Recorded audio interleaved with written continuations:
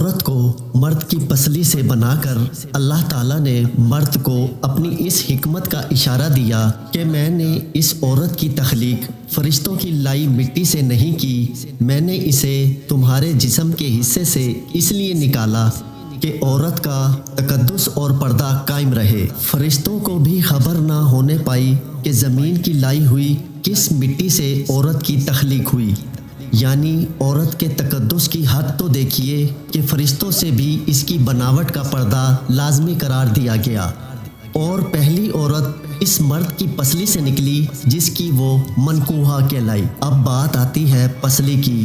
عورت پسلی سے ہی کیوں نکلی؟ کیا ٹیڑھا پن وہیں سے ملا؟ نہیں، یہاں بھی حکمت سے خالی بات نہیں ہے۔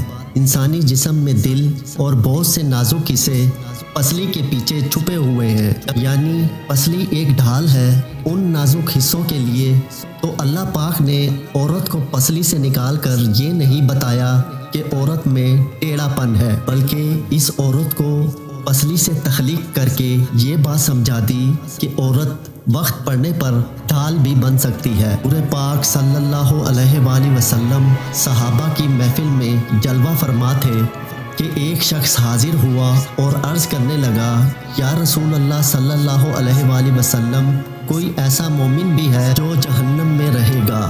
حضور پاک صلی اللہ علیہ وآلہ وسلم فرمانے لگے، ہاں، ایک شخص ایسا ہوگا جو جہنم کی گہرائی میں 1000 سال رہے گا اور مسلسل اونچی آواز میں پکارتا رہے گا، یا حنان یا منان۔ ایک دن اس قدر اونچی بلند آواز سے ہی یا حنان یا منان کہے گا کہ حضرت جبرائیل علیہ السلام جہنم کے قریب سے گزرتے ہوئے اسے سن لیں گے۔ جبرائیل علیہ السلام عرش کے سامنے حاضر ہوں گے اور سر سجدے میں رکھ کر خدا کی تسبیح بیان کریں گے۔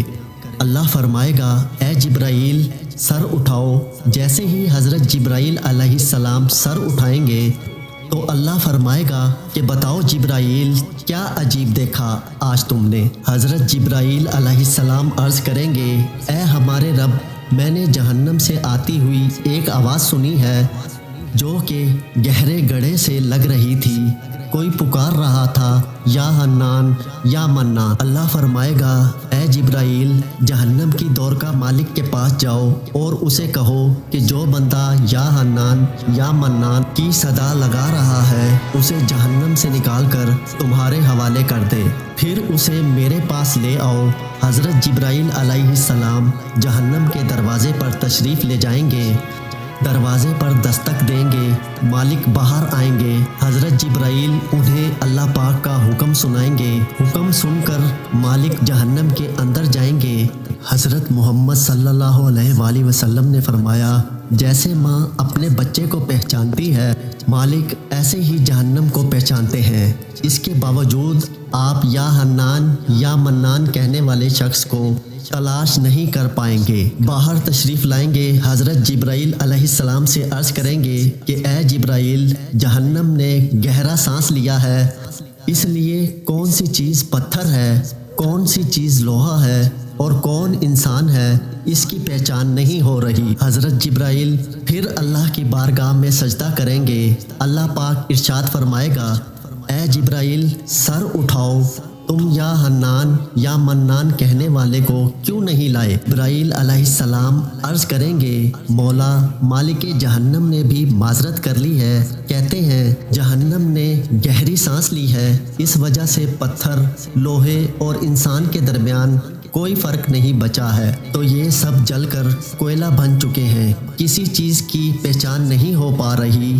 اللہ فرمائے گا، جبرائیل مالک سے کہو میرا بندہ جہنم کے فلاں گڑھے میں فلاں کونے میں اس حالت میں پڑا ہوا ہے۔ حضرت جبرائیل علیہ السلام جہنم کے دروازے پر جائیں گے اور حضرت مالک کو یا حنان یا منان پکارنے والے کا پتہ بتائیں گے۔ حضرت مالک جہنم کے اندر جائیں گے اور دیکھیں گے ایک شخص ہے، اس کے پاؤں اس کی پیشانی کے ساتھ اور اس کی گردن کے ساتھ بندھے ہوئے ہیں، اور جہنم کے سانپ بچھو اس کے ساتھ لیٹے ہوئے ہیں۔ حضرت مالک اس کی زنجیریں توڑ دیں گے اور جہنم سے نکال کر حضرت جبرائیل علیہ السلام کے حوالے کر دیں گے۔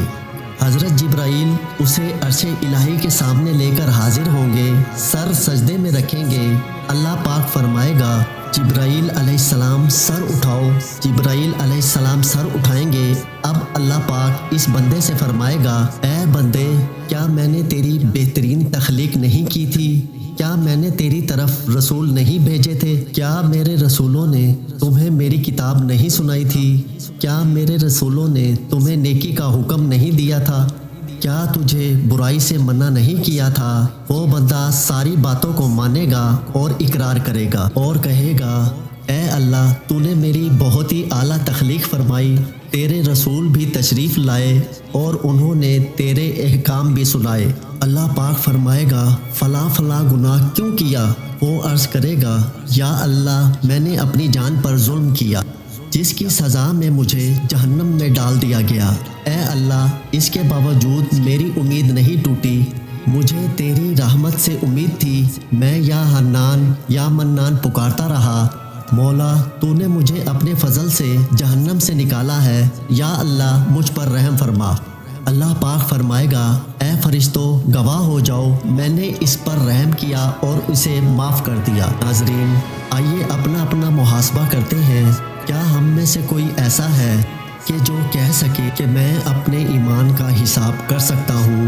اپنی اپنی گریبانوں میں نظر ڈالیں، کوئی ایسی خوبی جس پر ہمیں یقین ہو کہ ہمیں دوزخ میں نہیں ڈالا جائے گا۔ ہزاروں سال کی عبادتیں بھی رد ہوتی دیکھی گئی ہیں، تو بس اللہ سے دعا کرتے ہیں کہ اے اللہ، ہم جانتے ہیں کہ اگر ہمارے ایمان کا سخت حساب لیا گیا تو یقیناً ہم نہیں بچ پائیں گے۔ ہم بے حد گناہ گار ہیں، لیکن اے اللہ پاک، ہم تیری رحمت کا سوال کرتے ہیں اور ہم پر اپنی رحمت اور عطا کا سایہ رکھنا۔